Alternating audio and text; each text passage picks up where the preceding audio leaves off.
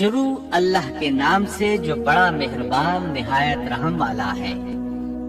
قرآن کریم میں بیان شدہ واقعات اور قصص میں سب سے بڑا قصہ موسیٰ علیہ السلام کا ہے۔ آپ اللہ کے اولو العزم رسول تھے۔ آپ کا قصہ قرآن کریم کی 73 سورتوں میں جا بجا پھیلا ہوا ہے۔ 73 سورتوں میں پھیلے ہوئے قصے کو یکجا کرنا آسان کام نہیں۔ ایسے واقعات کی جزیات کو قرآن و حدیث کی چھلنی میں سے گزارنا انتہائی ضروری ہے تاکہ ہر بات قرآن اور حدیث سے منطبق ہو جائے۔ تو آئیے سنتے ہیں قصہ سیدنا موسیٰ علیہ السلام کا۔ اللہ تعالی سورۃ القصص آیت 1-3 میں فرماتے ہیں، طاسین یہ روشن کتاب کی آیات ہیں۔ ہم آپ کے سامنے موسیٰ اور فرعون کا صحیح واقعہ بیان فرماتے ہیں ان لوگوں کے لیے جو ایمان رکھتے ہیں۔ ان آیات میں اہل ایمان کے لیے نصیحت اور یاد دہانی ہے، جبکہ انہی آیات میں فاسق، نافرمان اور کجرا لوگوں کے لیے ڈراوا اور وعید ہے۔ موسیٰ علیہ السلام اللہ تعالیٰ کے مخلص پیغمبر ہیں۔ انہیں اللہ سے ہم کلام ہونے کا شرف بھی حاصل ہے۔ اللہ تعالیٰ نے آپ کا ذکر خیر سورہ مریم آیت 51 میں ان الفاظ میں فرمایا ہے، اس قرآن میں موسیٰ کا ذکر بھی کیجئے جو چنا ہوا اور رسول اور نبی تھا۔ آپ کا نسب نامہ اس طرح ہے، موسیٰ بن عمران بن قاہس بن لاوا بن یعقوب بن اسحاق بن ابراہیم علیہ السلام۔ آپ کے اور یعقوب علیہ السلام کے درمیان زیادہ فاصلہ نہیں۔ موسیٰ علیہ السلام سانولے رنگ کے تھے، کافی تنومند اور لہیم شہیم تھے، قوت اور ہمت والے تھے، حتیٰ کہ بعض نے لکھا ہے کہ ان میں 10 آدمیوں کی طاقت موجود تھی۔ آپ کی زبان میں لکنت تھی۔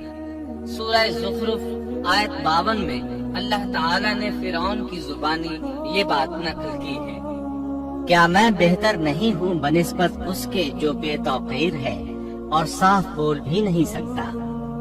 آپ کبھی کبھی بات کرتے ہوئے اٹک جاتے تھے، لیکن یہ بات نبی ہونے میں مانے نہیں۔ سورۃ القصص آیت 34 میں ہے، اور میرا بھائی ہارون مجھ سے بہت زیادہ فصیح زبان والا ہے۔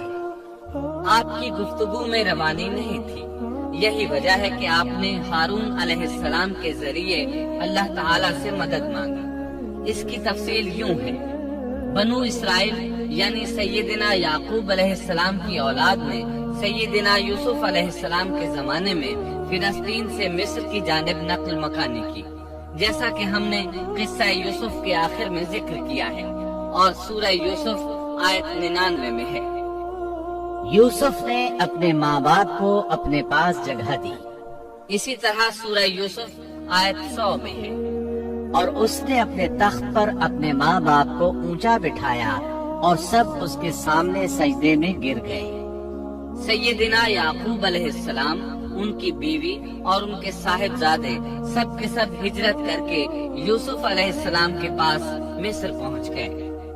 یوسف علیہ السلام مصر کے حاکم تھے، پھر سب وہیں رہائش پذیر ہو گئے۔ مورخین نے لکھا ہے جب وہ مصر میں داخل ہوئے تھے تو ان کی تعداد 80 تھی، پھر ان کی تعداد بڑھتی چلی گئی اور یہ زیادہ ہوتے چلے گئے، یہاں تک کہ جب موسیٰ علیہ السلام انہیں لے کر مصر سے باہر نکلے تو ان کی تعداد قریباً 6 لاکھ کے قریب تھی، اور یہ سب یوسف علیہ السلام کے عہد کے بعد ہوا۔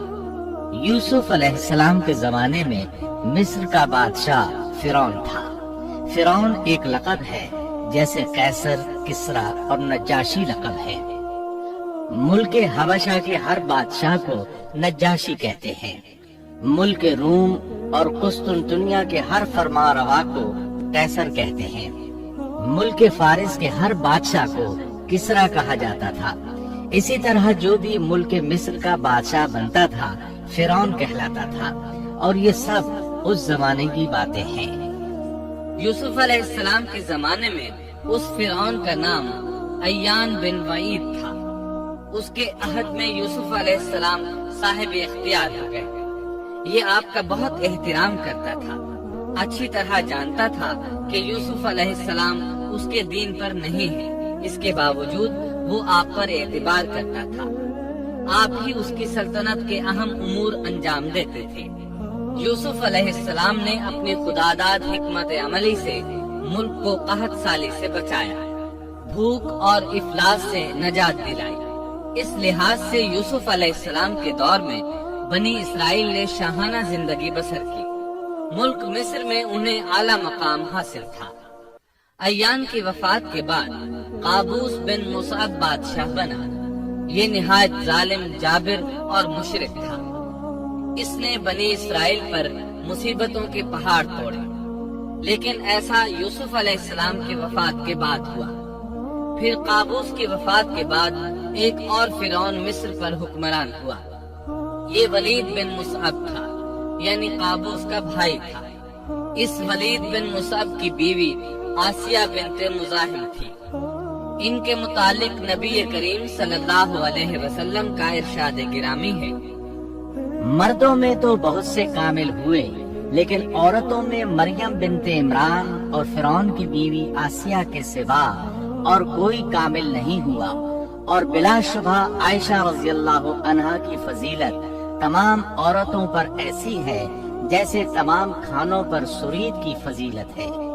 آسیہ ایک نیک، پاک باز اور مومنہ خاتون تھی۔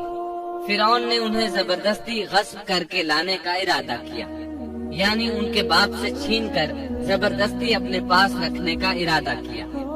اس پر ان کے باپ نے کہا وہ ابھی کم عمر ہے۔ فرعون بولا نہیں، وہ کم عمر نہیں ہے، تو اس کا نکاح حق مہر کے عوض میرے ساتھ کر دے۔ اب آسیہ کا باپ ان کے پاس آیا اور فرعون کے ارادے سے انہیں باخبر کیا۔ انہوں نے کہا میں ایک کافر سے کس طرح شادی کر سکتی ہوں؟ اس پر فرعون نے پورے خاندان کو ہلاک کرنے کی دھمکی دی۔ آخرکار سیدہ آسیہ نے اپنے خاندان کو بچانے کے لیے اس سے نکاح کر لیا، لیکن اس سے حق مہر لینا پسند نہ کیا۔ اس طرح سیدہ آسیہ نے دل سے برا جانتے ہوئے فرعون کے ساتھ زندگی بسر کی۔ اس کے گھر پہنچ کر وہ اس جیسی کافرہ نہیں بنی، بلکہ پکی مومنہ رہی۔ بہرحال یہ تھا ان کی شادی کا واقعہ۔ یہ فرعون یعنی ولید بن مصعب بہت جابر اور ظالم شخص تھا۔ ظلم و جبر کی ان آخری حدوں کو پہنچ گیا تھا جن تک شاید انسانوں میں سے کوئی بھی نہ پہنچا ہوگا، یہاں تک کہ اس نے رب ہونے کا دعویٰ کر دیا۔ وہ اللہ تعالیٰ کا انکار کرتے ہوئے کہا کرتا تھا۔ فرعون کہنے لگا اے درباریوں، میں تو اپنے سوا کسی کو تمہارا معبود نہیں جانتا۔ کہنے لگا تم سب کا رب میں ہی ہوں۔ اس نے الوہیت اور ربوبیت دونوں میں اللہ تعالیٰ سے جھگڑا کیا۔ اللہ تعالیٰ سورۃ القصص آیت 4 میں فرماتے ہیں یقیناً فرعون نے زمین میں سرکشی کر رکھی تھی اور وہاں کے لوگوں کو گروہ گروہ بنا رکھا تھا، اور ان کے ایک فرقے کو کمزور کر رکھا تھا، اور ان کے لڑکوں کو تو ذبح کر ڈالتا تھا اور ان کی لڑکیوں کو زندہ چھوڑ دیتا تھا۔ بلا شک و شبہ وہ تھا ہی فساد کرنے والوں میں سے۔ اس نے لوگوں کے گروہ اور جماعتیں بنا رکھی تھی۔ فرعون کے زمانے میں بنی اسرائیل سب سے حقیر اور کم درجہ قوم تھی۔ فرعون نے انہیں حد درجے ذلیل اور بے عزت بنا رکھا تھا۔ سبھی کو معاشرے میں نچلے طبقے میں شمار کیا جاتا تھا، جبکہ مصر میں یہی لوگ شاہانہ زندگی گزارا کرتے تھے۔ فرعون نے اعلان کرا رکھا تھا کہ بنی اسرائیل سب کے سب غلام ہیں۔ وہ ان سے زر خرید غلاموں کی طرح مزدوری لیا کرتا تھا۔ ان کی عورتوں سے لونڈیوں، باندیوں جیسا برتاؤ کیا جاتا تھا۔ وہ جو چاہتا تھا ان سے کرتا تھا۔ اس نے یہ حکم اپنی رعایا میں عام دے رکھا تھا۔ مصر کے باشندے اعلیٰ درجے کے لوگ سمجھے جاتے تھے، وہ قبطی کہلاتے تھے۔ فرعون نے بنی اسرائیل کو غلام اور محکوم بنا رکھا تھا اور انہیں ہر طرح سے کمزور کر دیا تھا۔ بنی اسرائیل اس ذلت سے نجات پانے کا انتظار کر رہے تھے، اور اس کی وجہ یہ تھی کہ انہیں ایک بشارت ملی ہوئی تھی۔ اس کے مطابق ان کا نظریہ تھا کہ فرعون کے گھر سے ایک بچہ نکلے گا جو انہیں نجات دلائے گا، اور یہ بھی بیان کیا جاتا ہے کہ یہ بشارت انہیں اس طرح ملی تھی کہ خود فرعون نے خواب دیکھا تھا کہ بیت المقدس سے آگ نکل کر مصر کی جانب بڑھتی چلی آ رہی ہے۔ وہ آگ مصر میں موجود تمام لوگوں کو جلائے ڈالتی ہے، مگر اس آگ سے بنی اسرائیل کے گھر محفوظ رہتے ہیں۔ فرعون نے اس خواب کی تعبیر کاہنوں سے پوچھی۔ وہ کاہن اس کے نزدیک عالم تھے۔ انہوں نے خواب کی تعبیر یہ بتائی کہ بنی اسرائیل میں ایک بچہ ایسا پیدا ہونے والا ہے جس کی وجہ سے مصریوں کی ہلاکت ہوگی۔ یہ تعبیر سن کر فرعون ڈر گیا۔ تب اس نے ایک خوفناک حکم جاری کیا، بنی اسرائیل میں جو بچہ پیدا ہو اسے قتل کر دیا جائے۔ اللہ کی قدرت دیکھیے کہ ہارون علیہ السلام اس سے پہلے پیدا ہو چکے تھے اور موسیٰ علیہ السلام کی والدہ امید سے تھی۔ فرعون نے اپنا حکم یوں جاری کیا تھا کہ اگر ان کے ہاں بیٹے پیدا ہوں تو انہیں قتل کر دو، بیٹیاں پیدا ہوں تو انہیں زندہ چھوڑ دیا جائے۔ چنانچہ ایسا ہی کیا جانے لگا۔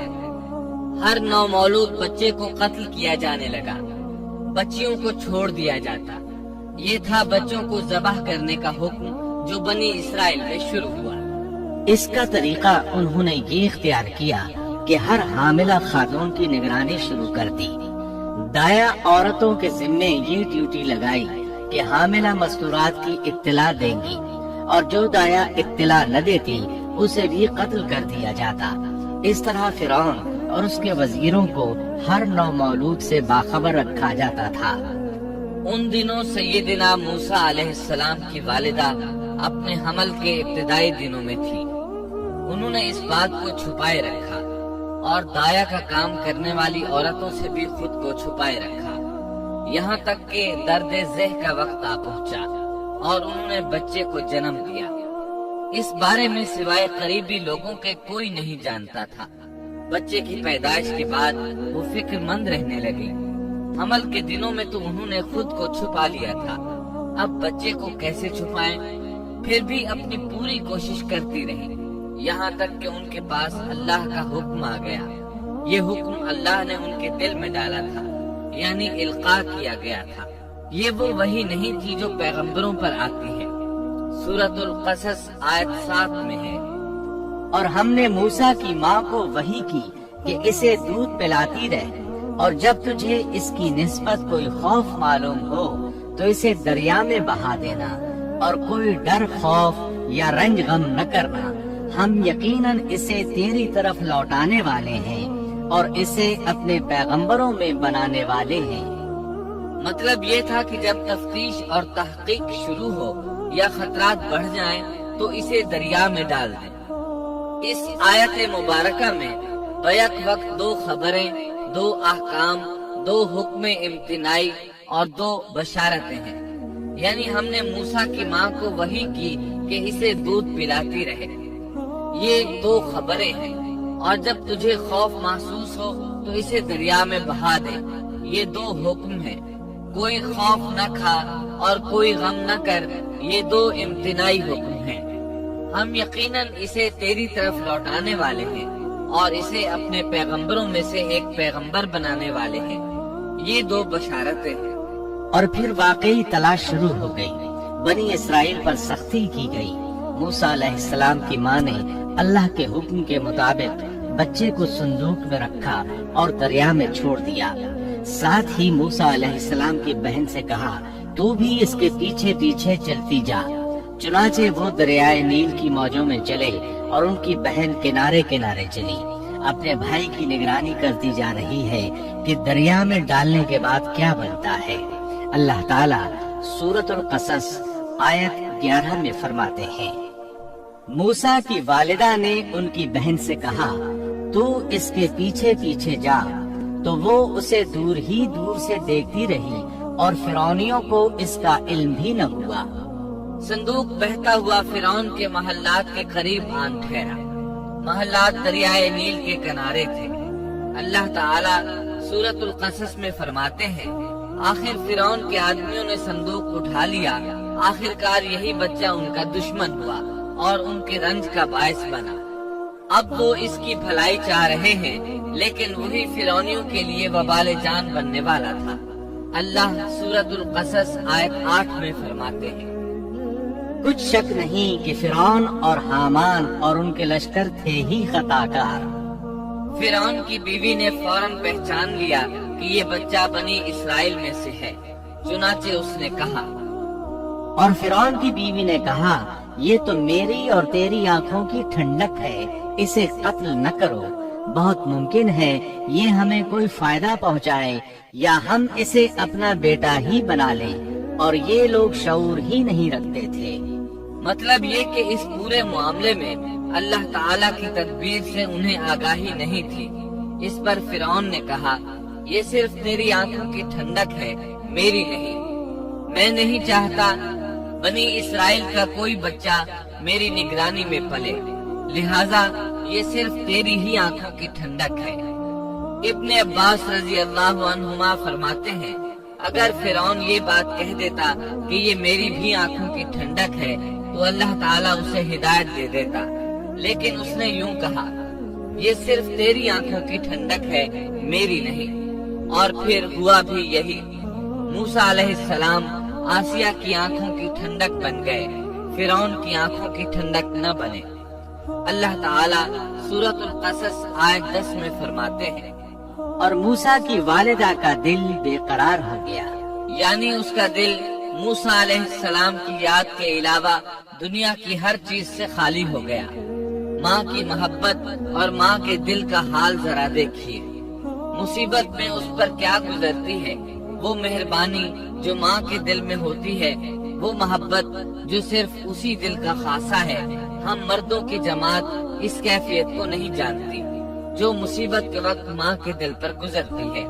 چنانچہ اللہ تعالیٰ فرما رہے ہیں، اور موسیٰ کی والدہ کا دل بے قرار ہو گیا، یعنی موسیٰ علیہ السلام کی محبت کے سوا اس دل میں اور کچھ نہ رہا۔ ہر وہ چیز جو اسے دنیا میں پیاری تھی موسیٰ کی محبت پر غالب نہ آ سکی، بس دل میں موسیٰ ہی موسیٰ تھے۔ اللہ تعالیٰ سورۃ القصص آیت 10 میں فرماتے ہیں، قریب تھی کہ اس واقعے کو بالکل ظاہر کر دیتی اگر ہم ان کے دل کو ڈھارس نہ دے دیتے، یہ اس لیے کہ وہ یقین کرنے والوں میں رہے۔ اب دیکھیے اللہ تعالیٰ کے کام، ان کے نور چشم کو کس طرح ان کی طرف واپس لوٹایا۔ بچہ جب محل میں پہنچا تو اس نے دودھ کے لیے رونا شروع کر دیا۔ اس کے پاس دودھ پلانے والیاں لائی گئیں، لیکن بچے نے کسی عورت کا دودھ نہ پیا۔ آخر وہ بچے کو اٹھا کر باہر لائے۔ اللہ آیت 12 میں فرماتے ہیں، اور ان کے پہنچنے سے پہلے ہم نے موسیٰ پر دائیوں کا دودھ حرام کر دیا تھا۔ جو عورت بھی آپ کو دودھ پلانے کی کوشش کرتی ناکام ہو جاتی۔ اب ظاہر ہے یہ رکاوٹ تو اللہ تعالیٰ کی طرف سے تھی، کوئی دودھ پلانے میں کامیاب ہو بھی کیسے سکتی تھی۔ ادھر موسیٰ علیہ السلام کی بہن دور کھڑی یہ سب دیکھ رہی تھی۔ سورۃ القصص آیت 12 میں ہے، یہ کہنے لگی، کیا میں تمہیں ایسا گھرانہ نہ بتاؤں جو اس بچے کی تمہارے لیے پرورش کرے اور ہوں بھی وہ اس بچے کے خیر خواہ۔ انہوں نے پوچھا، اے بچی تو کیسے جانتی ہے کہ وہ اس بچے کی خیر خواہی کریں گے؟ بچی نے جواب دیا، اس لیے کہ وہ ایک غریب گھرانہ ہے۔ جب انہیں معلوم ہوگا کہ یہ بچہ فرعون کے گھر سے آیا ہے تو انہیں انعام و اکرام ملنے کی امید رہے گی۔ اس گھر میں ایک نیک سیرت خاتون ہے، وہ اس بچے کو بخوشی دودھ پلانا قبول کرے گی۔ انہوں نے کہا، چلو ٹھیک ہے۔ چنانچہ آپ کی بہن انہیں گھر لے آئی۔ والدہ محترمہ نے بچے کو دودھ پلایا تو آپ نے فوراً دودھ پینا شروع کر دیا۔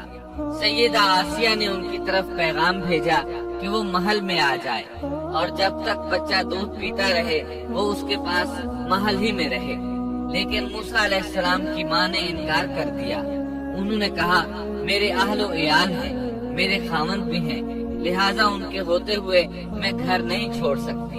اب چونکہ بچے نے کسی اور کا دودھ پینا قبول نہیں کیا تھا، اس لیے وہ خود بچے کو لے کر آتے تھے۔ اس طرح موسیٰ علیہ السلام کی والدہ کا بے حد احترام ہونے لگا۔ فرعون کے ہر کارے تحفے تحائف ان کے گھر لانے لگے۔ اللہ تعالیٰ آیت 13 میں فرماتے ہیں، بس ہم نے اسے اس کی ماں کی طرف واپس پہنچایا تاکہ اس کی آنکھیں ٹھنڈی رہیں اور آزردہ خاطر نہ ہو، اور جان لے کہ اللہ کا وعدہ سچا ہے، لیکن اکثر لوگ نہیں جانتے۔ اس طرح موسیٰ علیہ السلام شاہی محل میں پلنے بڑھنے لگے، یہاں تک کہ 18 سال کے خوبلو نوجوان ہو گئے۔ اللہ تعالیٰ آیت 14 میں فرماتے ہیں، اور جب موسیٰ اپنی جوانی کو پہنچ گئے اور پورے توانا ہو گئے تو ہم نے انہیں علم و حکمت عطا فرمایا۔ نیکی کرنے والوں کو ہم اسی طرح بدلہ دیا کرتے ہیں۔ وقت گزرتا رہا۔ ایک روز آپ ایسے وقت میں راستے سے گزر رہے تھے جس وقت عموماً لوگ گھروں سے نہیں نکلا کرتے۔